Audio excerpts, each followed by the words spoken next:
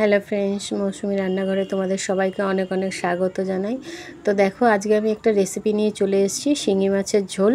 তো আমাদের কয়েকজনের পেটের অবস্থাটা খুব ভালো নয়, সেজন্য শিঙি মাছের ঝোল খেলে কিন্তু, আর কাঁচকলা দিয়ে শিঙি মাছের ঝোল খেলে পেট কিন্তু একদম, যদি লুজ মোশন হয় তাহলে কিন্তু ভালো হয়ে যায়।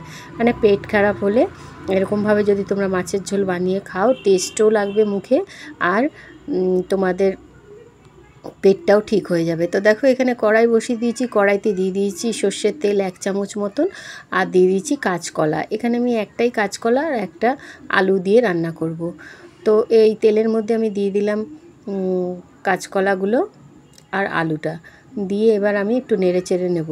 তো ফ্রেন্ডস, আমার রান্না যদি তোমাদের ভালো লাগে, লাইক শেয়ার কমেন্ট করো, আর সাবস্ক্রাইব করার জন্য অনুরোধ রইল।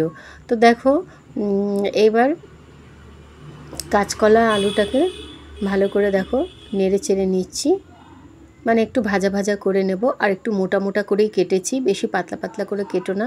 তো এই মাছের ঝোলে কিন্তু খুব খুব সুন্দর একটা টেস্ট আসে।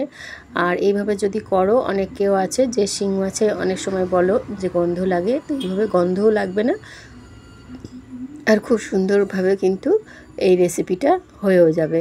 তো এখানে আমি এতটাই সুন্দরভাবে ভেজে নেব যাতে আমাদের সিদ্ধ হতে বেশিক্ষণ না নেয়। তো দেখো, এখানে কলা আর আলুটা ভাজা হয়ে গেছে, আর এখানে আমি মশলার মধ্যে দিয়ে দিচ্ছি পেঁয়াজ। তো এখানে দিলাম হাফ পেঁয়াজ, আর দিয়েছি আদা অল্প একটু, আর কাঁচা লঙ্কা, আর কিন্তু কিচ্ছু না। পেঁয়াজের জন্যই কিন্তু একটু ঘন ঘন হবে, যেহেতু পেঁয়াজ বাটাটা দিয়েছি। তো দিয়ে এবার কিন্তু খুব ভালো করে কষাতে হবে, পেঁয়াজের কিন্তু একটা কাঁচা গন্ধ থাকে, আর আদারও। তো এখানে আমি দিয়ে দিলাম 1 চামচ মতো নুন, 1 চামচ মতো নুন দিয়ে দিলাম। এবার দেখো, মশলাটাকে খুব ভালো করে কষাতে হবে, আর দিয়ে দিলাম হাফ চামচ মতন হলুদ।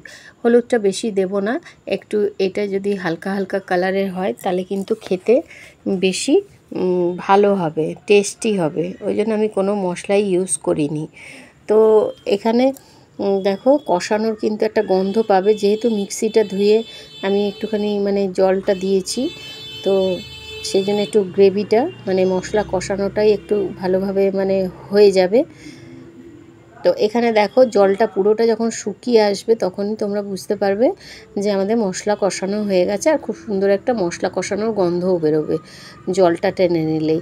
তো এইবার যখন জলটা কমে এসছে, এবার আমি শিং মাছটা দিয়ে দেবো। দেখো, কিন্তু শিং মাছটা অনেক কেউ ভাবো যে গলে যাবে, কিন্তু গলবে না, কারণ কাঁচকলা আর আলুটাকে প্রথমেই তোমরা তেলে দিয়ে ভালো করে ভেজে নেবে, ওখানেই হাফ সিদ্ধ হয়ে যাবে।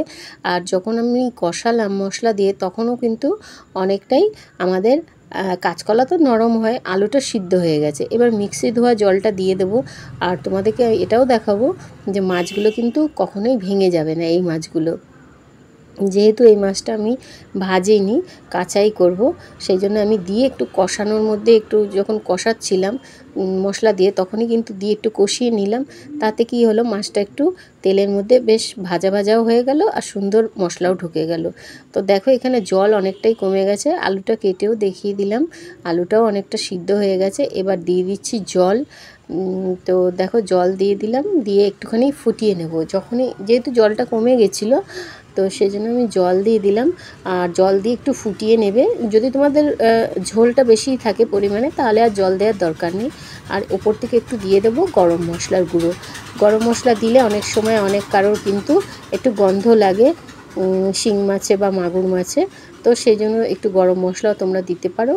আর যদি দাও তো ভালো, না দিলেও কোনো অসুবিধা নেই, খেতে কিন্তু খুব সুন্দর লাগে। বাটা গরম মশলাও দিতে পারো, গুঁড়ো যদি তোমাদের কাছে না থাকে তাহলে। তো দেখো, কলা তো কেটে দেখানোর কিছু নেই, এতটাই নরম। দেখো, মাছগুলো দেখো যেমন দিয়েছি ওরকমই আছে, কোনোটাই কিন্তু ভেঙে যায়নি বা গলে যায়নি। দেখো, একদম সামনে থেকে দেখিয়ে দিচ্ছি, গ্যাসটা আমি অফ করে দিয়েছি, কত সুন্দর একটা কালার এসছে। দেখো, একদম সামনে থেকে দেখালাম বলে। এই দেখো, ওপরে কিন্তু একটা রেড কালারের লেয়ার পড়ে গেছে, তো গরম গরম ভাতের সাথে দারুণ জমে যাবে।